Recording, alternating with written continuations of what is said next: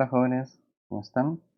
Hoy vamos a ver el tema de la reflexión sobre la ansiedad.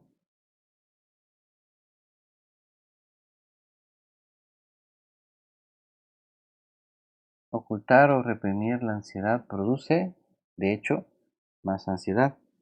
Actualmente, pues, por diferentes situaciones familiares, académicas, laborales, de la vida, del día a día, nos cargamos de emociones, nos cargamos de situaciones de diferente índole. Y pues estas tienen que ser manejadas por nosotros de la forma adecuada para no enfermarnos, porque esto de la ansiedad afecta y también afecta a la salud. Entonces, ¿qué podemos hacer para no caer en esto de andar con ansiedad por diferentes temas? Puede ser por el resultado de una nota, de la nota de notas del periodo, puede ser ansiedad por recibir una llamada de alguien o por querer hacer una llamada, ansiedad incluso a niveles de esperar el estreno de alguna película o de alguna serie. A manera de ejemplo se los estoy mencionando, pero se da, pues la ansiedad viene de lo más básico hasta lo más complicado. Vamos a quedar con esos ejemplos que son a nivel básico. Hay bastantes consejos para poder solucionar este problema y lo primero es, como tal, reinventar o reimplementar ese problema, ¿no? Es decir, analizarlo de forma diferente y empezar a colocar los pros y los contras, colocarlo en una balanza y determinar qué tan importante es. Es importante y hacernos quizás preguntas, ¿qué pasaría si? Luego de que terminemos o determinemos la importancia de eso, es empezar a hacer acciones que conlleven a solucionar el problema. Otra de las respuestas que podemos darle a este tipo de situación de la ansiedad es desviar la atención hacia otras cosas que nos gustan. Pueden desviar la atención, yo creo que en algún momento se los había mencionado, pero en otro tema que abordamos, de leer un libro, si les gusta o les apasiona leer un libro, a ver pues una serie, ¿no? A cantar, a escuchar música, a compartir con la familia. Estas serían algunas de las formas en que podemos ir eliminando la ansiedad, ¿no? Enfocándonos en aquellas cosas que nos gustan. Y luego pues también están consejos como técnicas de relajación o de respiración que aunque parecieran ser ínfimas y no importantes, sí pueden impactarnos de forma positiva, ¿verdad? De tal forma que vayamos eliminando la ansiedad que se va generando día a día con las diferentes situaciones. Ánimo. Hola, bienvenidos a la clase de Mercadeo Internacional. Hoy vamos a ver, jóvenes, la metodología Design Thinking. Pero antes de entrar de lleno en la metodología, veamos un poco sobre lo que estuvieron viendo o estuvimos viendo en la evaluación de progreso.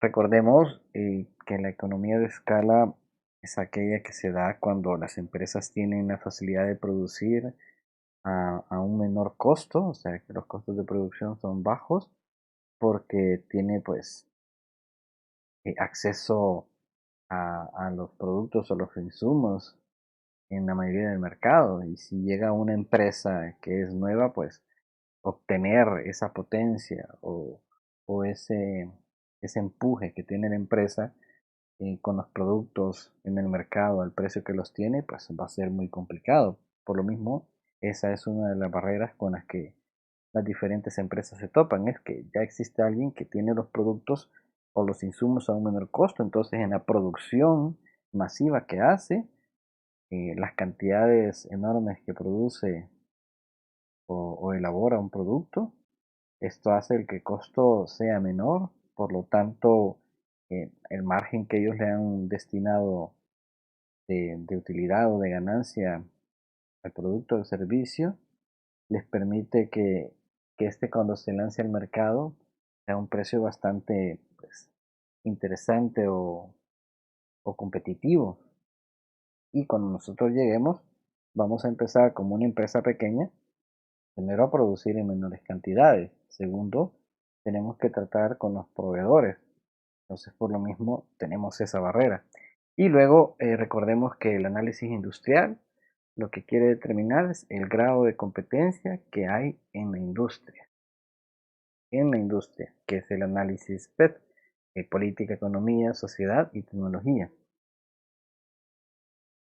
Muy bien, ¿cómo estamos con las noticias?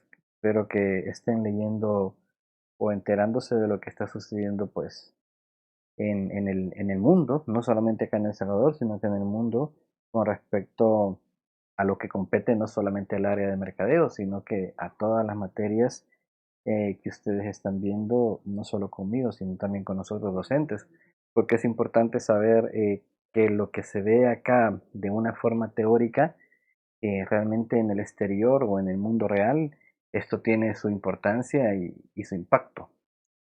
Por lo mismo, pues comenzarles hablando sobre unas noticias que han aparecido recientemente en esta página que les estoy mostrando, que es de centralamericadata.com, y específicamente una que fue publicada el viernes 24 de julio de este año. Y es, ¿tiene sentido seguir haciendo encuestas para evaluar, por ejemplo, el posicionamiento de una marca, cuando toda la información real, honesta y libre de sesgo puede inferirse del comportamiento de las personas en Internet? Entonces, aquí nos deja una pregunta muy importante. ¿Qué es lo que está sucediendo? Realmente lo que las empresas hacen o hacían es que para saber la preferencia del producto, además de basarse por el ticket de compra, que el ticket de compra pues les dice qué tanto se mueven los productos que tienen en el mercado, ¿no? Pero realizaban encuestas, encuestas por diferentes medios, encuestas ya sea de forma personal, de forma virtual, a través de una encuesta de satisfacción cuando ya terminaba el producto o el servicio, pero hoy está volcando esto y dice que la forma tradicional, cuando los profesores o empresarios querían datos, encargaban encuestas, lógicamente, y obtenían datos ordenados de formas de cifras o casillas marcadas en cuestionarios. Pero, ¿por qué es que está creciendo tan rápido el valor de los macrodatos o de la big data? Ahí en este enunciado o en esta noticia nos explica pues que los macrodatos nos permiten ver qué quiere realmente la gente y qué hace la gente en realidad. No es qué es lo que dice, que es diferente. En las encuestas pues esto puede ser de alguna forma moldeable. La persona puede contestar en su momento o la verdad o puede decir lo que la otra persona quiere escuchar, o sea, es manejable, ¿no? Pero bueno, esto es un poco de las noticias, ¿no? De ahí una noticia nacional, que hay que estar viéndolo también, hay que estar pendiente de lo que sale en el periódico nacional. Esto aparece en elsalvador.com, o sea, el diario de hoy lo sacó el 27 de julio y nos dice: la crisis pone a prueba la responsabilidad social de las empresas. Hoy es cuando se ve realmente si las empresas están poniendo primero a sus colaboradores, sus stakeholders también, ¿no? Que son parte de, o está priorizando la parte económica. Todos sabemos que la parte económica, pues el objetivo de una empresa es lucrarse, ¿no? Si no, no se hubiese constituido, a menos que sea una fundación o sea una organización de otro tipo. Pero también la responsabilidad social empresarial hoy es cuando se está viendo. Dice: el COVID ha puesto a prueba la capacidad de reacción de muchas organizaciones, pero además está evidenciando también sus estrategias para garantizar la sostenibilidad en el futuro o en su futuro.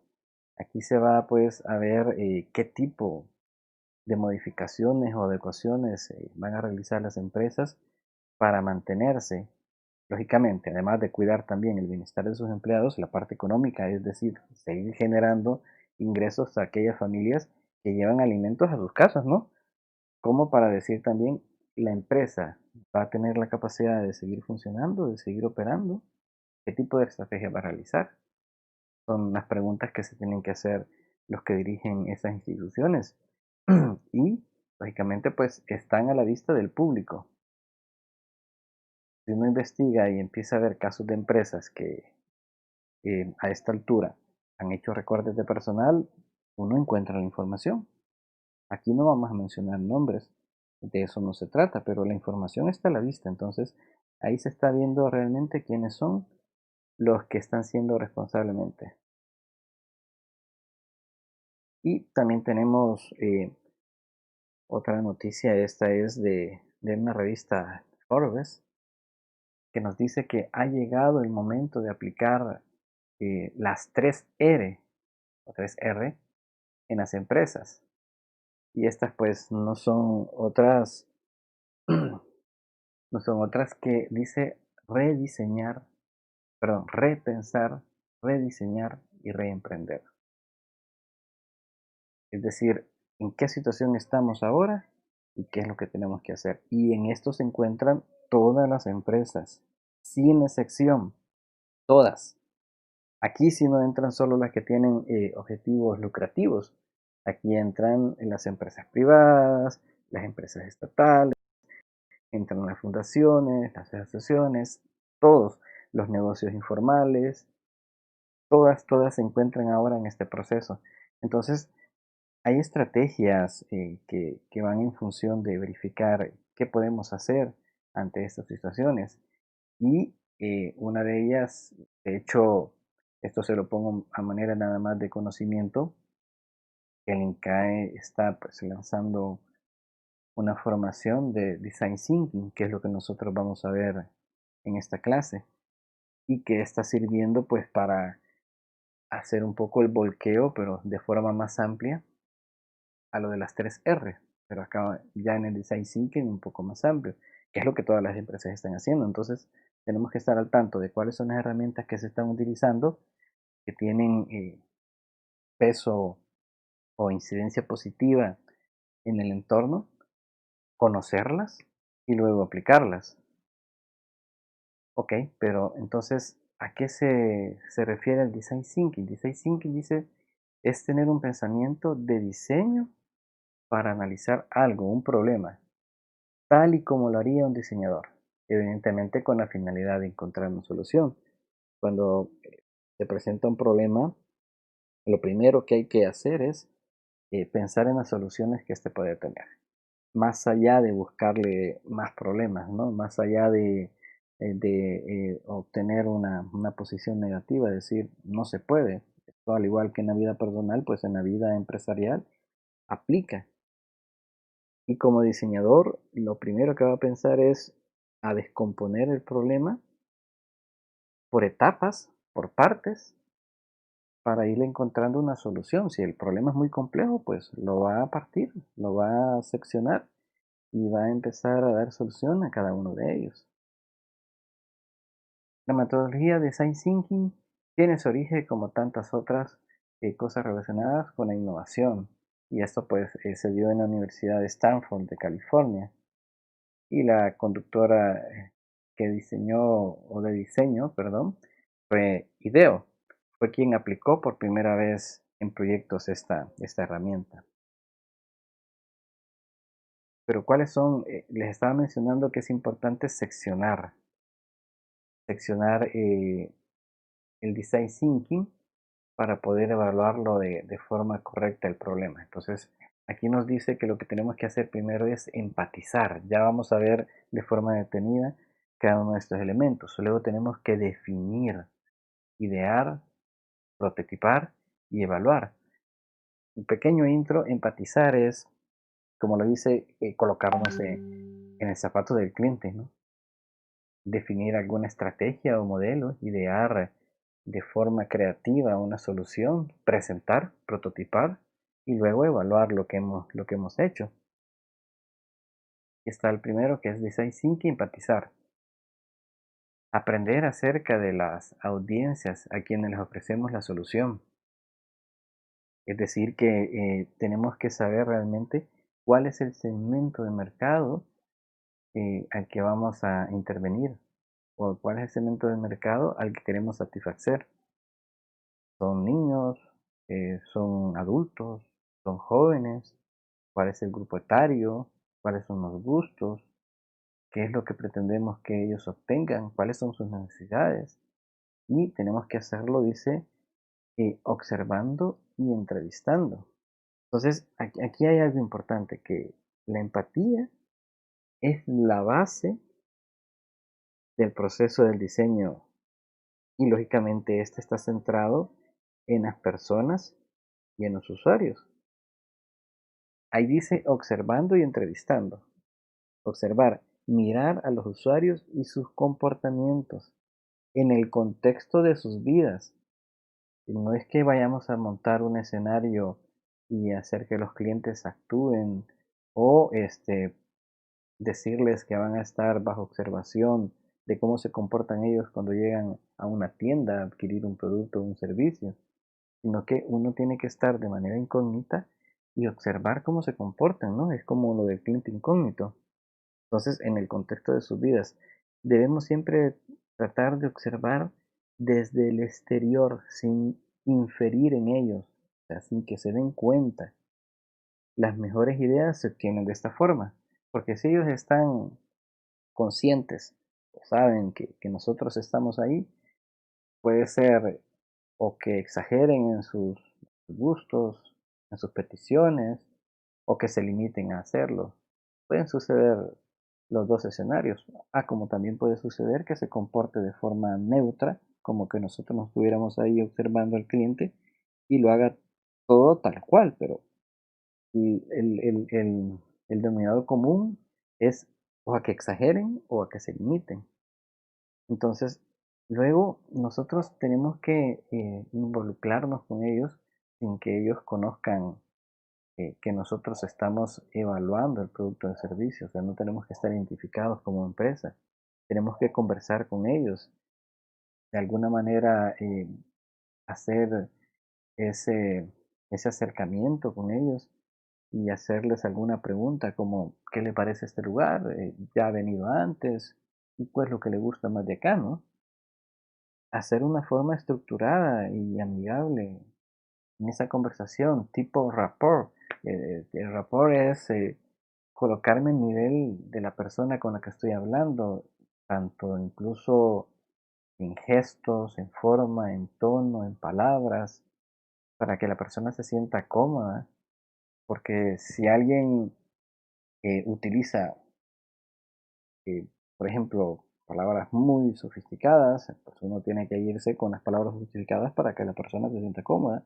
Si alguien está en una postura erguida, un poco rígida, pues uno tiene que llegar de forma rígida, o sea, esa manera de ejemplo, ¿no? Pero usualmente esto de rapport se utiliza también en las entrevistas, pero eso es otro punto aparte, ¿no? En la postura que está a quien se entreviste, si está con las manos sueltas, las manos cruzadas, si ha cruzado el pie, o sea, todo eso es parte del rapport, de tal forma que nosotros podamos involucrarnos con el cliente y obtener la información que andamos buscando.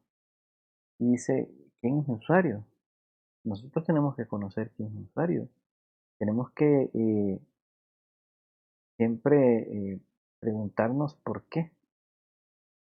O sea, por qué el cliente llega a esa tienda, a ese negocio. ¿Por qué el cliente, de la variedad de productos que hay, escoge uno? ¿Por qué el cliente se comporta de una manera específica? No sé, de repente se salta algún protocolo que ya está destinado en la tienda de cómo adquirir un producto o un servicio. O sea, ¿por qué lo hace? Si esta conducta es repetitiva entre todos los que llegan o si solamente la tiene él. Tenemos que hacer una combinación de mira y escucha, combinar la conversación y los gestos y pedirle también que, si es posible, que nos explique cómo hace el pedido cuando llega, cómo adquiere un producto, ver qué tipo de problemas son los que él tiene cuando está realizando el pedido producto. Esto del design thinking, eh, he tenido la experiencia de hacerlo en restaurantes o en lugares de comida y es donde más se puede aplicar, pero o sea, tiene aplicabilidad en todos los, perdón, me retracto, tiene aplicabilidad en todos los tipos de empresas. Luego tenemos que esforzarnos por comprender las cosas que hacen, las necesidades físicas y emocionales que el cliente está presentando, cómo conciben el mundo, y así de impactante, cómo conciben el mundo y qué significado tiene para ellos el simple hecho de que cuando lleguen al negocio, a adquirir el producto o el servicio, de repente el ver un letrero escrito con letras pequeñas, con letras grandes, con letras de un color, con letras de otro color, el hecho de dónde está posicionada la caja registradora, cuál es el orden que tiene que seguir para comprar el producto, todo eso tenemos que estar pendientes, es hundirnos en un mar de aprendizaje o como se le llama, inmerse de lo que él hace el diseñador para poder empatizar y comprender qué es lo que el cliente siente o hace cuando llega a la empresa, al negocio. De eso es lo que tenemos que estar pendiente. ¿Y qué les sucede a las personas cuando lleguen ahí? O sea, ¿qué valor se llevan? Oigan bien la pregunta, ¿qué valor se llevan? ¿O qué emoción se llevan? Lógicamente se llevan un producto o un servicio, pero ¿con qué satisfacción ellos salen de ahí? ¿Qué es el valor que se llevan? Se llevan una sensación de tranquilidad, una sensación de satisfacción. Lógicamente, si han tenido problemas para adquirir el producto, se ha dado algún error involuntario o por falta de entrenamiento de la persona que lo atendió, no se lleva algo positivo, sino que se lleva algo negativo que va restando puntos y que va haciendo menos posible de que nos acompañe o nos visite nuevamente en nuestro negocio. Entonces, tenemos que hacernos esta pregunta, ¿qué es lo que ellos se llevan? ¿O qué es lo que les sucede a las personas cuando visitan nuestra empresa? Luego tenemos definir, que es crear un punto de vista enfocado en las necesidades de Insight, que es un análisis desde adentro, ¿no? Es primero tener claridad y enfoque. Es preciso determinar bien el desafío del proyecto, basándonos en lo que hemos aprendido del usuario y su contexto. Después de transformarse en un experto, o sea, nosotros nos vamos a transformar en un experto del problema adquirido por la empatía, porque nos vamos a meter tanto en el papel del cliente que nosotros vamos a sentir lo que el cliente siente cuando llega. Vamos a saber qué tipo de situaciones se le presentan. Estando esto en un escritorio, no lo vamos a poder saber. O, lógicamente, si ustedes están en un puesto gerencial, lo que tienen que hacer es delegar que alguien haga este proceso de design thinking. Y no estaría de más que alguna vez también ustedes llegaran y hagan parte del proceso de design thinking, o sea, poder empoderarse de, de lo que el cliente realmente siente cuando llega a nuestras empresas. Esto de design, que es ver desde adentro, pareciera ser algo utópico de magia, pero realmente cuando ya se empieza a analizar desde adentro, empiezan a aparecer cosas, empiezan a aparecer detalles, empiezan a aparecer errores en los procesos, empieza a aparecer que el personal no está capacitado o empieza a aparecer que si el personal está capacitado y ya tiene los procesos en sus manos, no los ha estudiado debidamente y por eso comete errores o puede ser que la línea de mando no ha comunicado de forma idónea todas las instrucciones. Entonces empiezan a aparecer situaciones como esas de complejas, o pueden aparecer situaciones tan básicas como el hecho de el rótulo de abierto que tiene que estar encendido no está encendido. Entonces, como no está encendido, el cliente que pasa enfrente de la vitrina dice, está cerrado, no están atendiendo. Cosas tan sencillas como decir la iluminación del establecimiento no es el adecuado, la distribución de las mesas no es amigable porque quedan unas topadas de otras. Estoy haciendo el énfasis como que esto fuese un restaurante, ¿no? Eh, el menú no se acopla a lo que el cliente quiere, no presenta realmente lo que tienen. Y si lo tienen en el menú, realmente cuando uno lo pide dicen que no existe. O sea, hay diferentes situaciones que se pueden dar, que se van a ir evidenciando, que se van a ir anotando cuando se hace este proceso. Pero si no se hace, uno no se va a dar cuenta de lo que está sucediendo en esta empresa. Ahora, para esto de definir el problema, tiene que ser algo inspirador para el equipo que va a afrontarlo. ¿Por qué inspirador? Porque luego de ser inspirador tiene que atraer al cliente, llamar otra vez la atención si se ha perdido y tiene que generar criterios para evaluar estas ideas y luego constructarlas. Y lógicamente, como les dije, que el cliente es el que está inmerso en todo esto como el centro de la actividad, tiene que capturar las mentes y los corazones, sí, literal, las mentes y los corazones de las personas que están estudiando.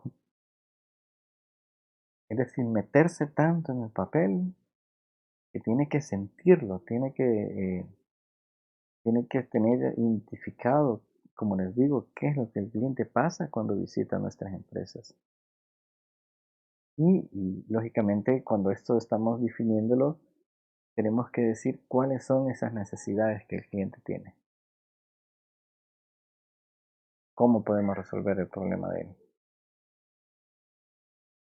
Luego en idear, aquí vamos a hacer, en el idear ya hicimos definiendo el problema, ¿no? Que es eh, enmarcar el problema adecuado, es la única manera de crear la solución correcta. Entonces ahora, en idear, tenemos que no es sobre tener las ideas correctas, es sobre crear la mayor cantidad de posibilidades. Y una de ellas es el brainstorming, es la lluvia de ideas. Está el equipo trabajando y hay que hacerlo de una forma creativa.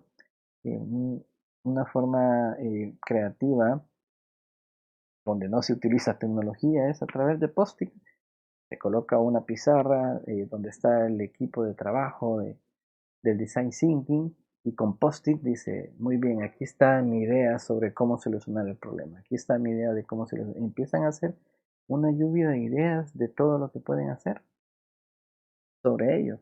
Aquí es donde empieza el proceso de diseño y la generación de múltiples ideas. En esta etapa se entregan los conceptos y los recursos para hacer los prototipos y crear soluciones innovadoras.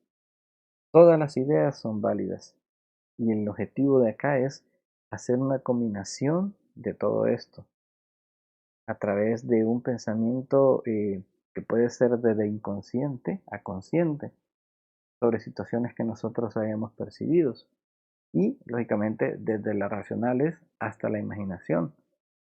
No hay que centrarnos solamente en las cosas que ya están hechas, hay que pensar cosas, lógicamente, como que estamos ideando y diseñando en el design thinking, cosas que todavía no se han contemplado. Hay diferentes métodos para poder recopilar, es a través de mapas mentales, por ejemplo, también se puede hacer el idear y el dar solución a los problemas, los post-it, como les había pues comentado. Y acá lo que tenemos que hacer es aprovechar de mejor manera las distintas visiones del equipo. Ese trabajo colectivo de este equipo especializado en el design thinking tiene que ser valorado.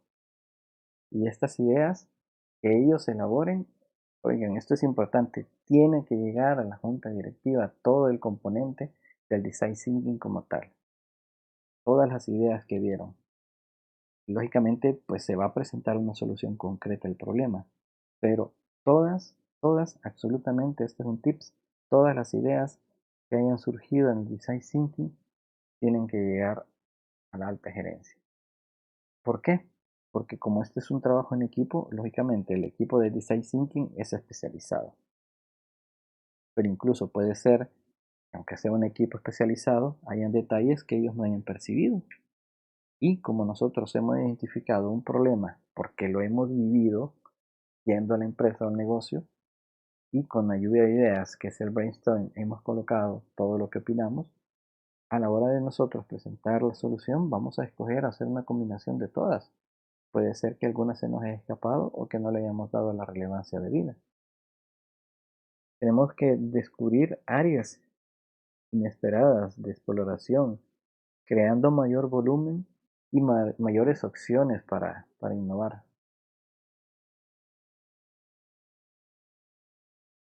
Y luego tenemos acá en prototiparos, que es perfecto. Ya hicimos la empatía, el empatizar, estamos ya en idealizar, tenemos aquí el brainstorming, las ideas. Ahora lo que tenemos que hacer es realizar una o más propuestas de ideas, de insight obtenidos. Y lo podemos hacer a través de esquemas, generar dibujos, objetos que nos acerquen a la solución final, a través también de presentaciones. Y aquí es importante, otra vez, también recibir un feedback de parte del cliente, del usuario final. Cuando nosotros hagamos un prototipo de la, un prototipo de la respuesta al problema que tenemos en la empresa, hay que visitar otra vez el negocio, la empresa, el restaurante, el local, y proponer al cliente que está ahí sí ya de forma presentándonos como la empresa, como parte del equipo de Design Thinking, ya no de forma oculta, como cliente oculto, nosotros hemos identificado estas y estas situaciones. Y estas son las soluciones que ofrecemos. ¿Qué le parecen? Obtener un feedback de parte de ellos, que siempre es importante, ¿no? Porque el usuario es el que al final nos va a dar el ticket de compra y el que va a generar los ingresos a nuestra empresa. Pero, ¿por qué hay que hacer prototipos? Lógicamente un prototipo, como bien puede tener éxito, no puede tener éxito, pero no vamos a saber si va a tener éxito si no lo construimos. Tenemos que inventar y construir para pensar en resolver un problema. Tenemos que comunicar de forma visual. Cuando se prototipa, hay que hacerlo también no solo en texto, no solo en información, sino que se tiene que hacer de forma visual. Se tiene que comunicar de forma visual de tal manera que el cliente, de tal manera que la junta directiva capte la importancia o capte el elemento principal de lo que nosotros queremos dar a conocer. Y el design thinking en la etapa de prototipar es, aunque se escuche creíble o poco creíble, es para cometer errores antes y de manera barata. Oigan bien, es para cometer errores antes y de manera barata. Si nosotros no realizamos el proceso de design thinking, nuestra empresa va a seguir de la misma manera, con los mismos errores. Entonces, mejor nos equivocamos en un prototipo que empezamos a andar, o antes de empezarlo a andar, pues nos dicen en la junta directiva, esto no es viable por estas y estas y estas razones, o esto no es viable de cómo está armado, pero háganle una pequeña modificación y será viable. Pero si nosotros no nos ponemos a prototipar, vamos a cometer el error más grande, que es no ponernos a buscar una solución. Hay que evaluar también diferentes alternativas, ¿no? Desarrollar distintas ideas sin tener que comprometernos tempranamente a hacer las soluciones. Todo esto empieza construyendo, aun cuando no se tenga el conocimiento amplio sobre lo que se está haciendo. ¿A qué me refiero a esto? Puede ser que en el equipo del Design Thinking hayan determinado que la solución al problema puede ser un nuevo sistema de computación, a manera de ejemplo, un nuevo sistema de cobro, que tienen que programar o hacer un programa más específico, más avanzado. Pues nosotros no podemos tener el conocimiento como equipo de Design Thinking sobre esto, ¿no? Sobre que alguien tiene que hacer eh, en la pantalla un holograma o que aparezca de forma diferente. El conocimiento técnico sobre eso no lo podemos tener, pero la idea sí, y es lo que tenemos que dejar plasmado, nuestra idea. Ahora bien, hay que trabajar en los prototipos con un usuario en la mente, es decir, con los usuarios que nosotros visitamos cuando hicimos la primera etapa, que era empatizar. Todo esto a través de un draft. Y luego está evaluar, lógicamente, eh, ahora ya lo compartimos el prototipo con el usuario inicial, se tiene la retroalimentación, nuevamente se tiene la retroalimentación, el feedback, pero tenemos que evaluarlo, ¿no? ¿Cómo funciona? ¿Qué funciona de lo que presentamos y qué es lo que no funciona? Si todo funciona, magnífico, ¿no? Eh, el retrabajo o las áreas de mejora serán pocas o nulas. Ahora, aquí sí hay un dato importante. A diferencia, cuando estábamos haciendo el prototipo, en algún momento, y la ideación, en algún momento se lo presentamos al cliente o al usuario para tener un feedback. Sí, y él estaba consciente que estaba haciendo una aportación a algo que se estaba desarrollando desde el equipo de Design Thinking. Pero cuando ya se está evaluando el producto final, el cliente no tiene que tener conocimiento que está él ya participando en un nuevo proceso que hemos elaborado, él no tiene que tener conocimiento que hemos modificado el ambiente físico, que hemos modificado los protocolos, él no tiene que saberlo, o sea, no le tenemos que decir qué le parece lo nuevo que hemos hecho, sino que nosotros tenemos que empezar otra vez con la etapa de empatizar. Y es básicamente evaluar, ver aquellos problemas que se estaban presentando y hoy se presentan o no. Bueno, jóvenes, eso es lo del design thinking. Esto es muy amplio. Lo que sí les recomiendo es que revisen también el contenido que les voy a dejar en el Drive. Ahí se desarrolla de forma detenida cada una de las etapas o cada una de las partes del design thinking.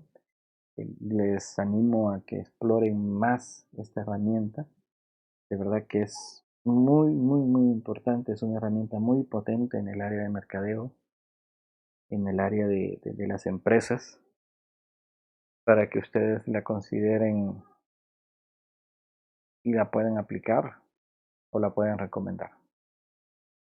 Saludos, éxitos.